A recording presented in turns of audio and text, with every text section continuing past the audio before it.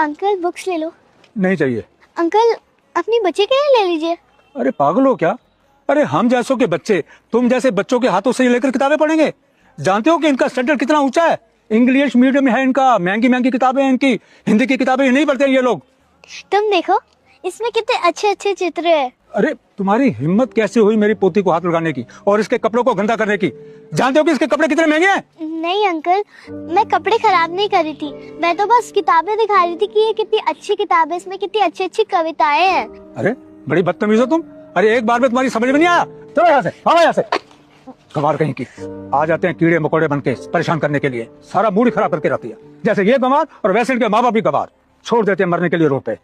ले कटोरा हाथ में चल दिया हूँ फुटपाथ पे, अपनी रोजी रोटी की तलाश में। मैं भी पढ़ना लिखना चाहता हूँ साहब, मैं भी आगे बढ़ना चाहता हूँ साहब, मैं भी खिलौनों से खेलना चाहता हूँ साहब। रुक जाता हूँ देख के अपने हालात को, क्योंकि साहब मैं अनाथ हूँ। फुटपाथ से ही शुरू होती है मेरी जिंदगी, खत्म होती है वहीं। मैं इसी चौराहे का राजा और इसी चौराहे का रंक। जब कोई हम उम्र को देखता हूँ गाड़ियों से जाते हुए, तो खो जाता हूँ उसी के ख्वाब में। अब नहीं रहता किसी का आश्वासन या विश्वास, मैं बस 2 वक्त की रोटी की तलाश में फिर से खड़ा हो जाता हूँ उसी फुटपाथ पे, क्योंकि साहब मैं अनाथ हूँ। वाह दीदी, आप तो बहुत अच्छे से पढ़ लेती हो। इतने अच्छे से तो मैं भी नहीं पढ़ पाती। मैं इंग्लिश मीडियम में पढ़ती हूँ, लेकिन मेरी हिंदी बहुत ज्यादा कमजोर है। आपने हिंदी पढ़ना कहाँ से सीखा? मुझे भी आपकी तरह हिंदी पढ़ना सीखना है। हाँ, हिंदी पढ़ना सबको आना चाहिए। इंग्लिश बोलना बहुत अच्छी बात है, लेकिन इंग्लिश बोलने के चक्कर में हमें हमारी मातृभाषा नहीं भूलनी चाहिए। कोई काम मुश्किल नहीं होता, अगर हम किसी काम को मन लगा के और मेहनत से करते तो हम कोई भी काम कर सकते हैं। और अगर हमें कोई काम मिलता है तो हमें उसे दिल से करना चाहिए। और मुझे तो पढ़ना लिखना बहुत पसंद है, तो मैं दिन भर बुक्स पढ़ती रहती हूँ, इसलिए मुझे सारी लैंग्वेजेस आती है। वाह दीदी, आप तो बहुत स्मार्ट हो।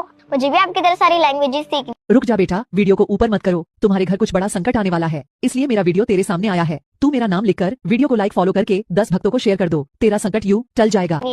सॉरी बेटा, मुझे माफ कर दो। मैंने तुम्हें समझने में बहुत गलती की।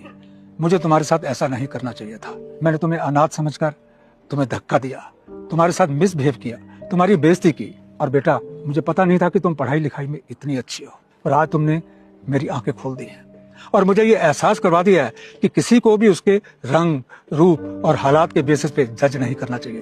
बेटा, मैं तुमसे प्रॉमिस करता हूँ कि मैं आगे से कभी भी किसी के साथ ऐसा बिहेव नहीं करूंगा। दिस इज माई प्रॉमिस बेटा।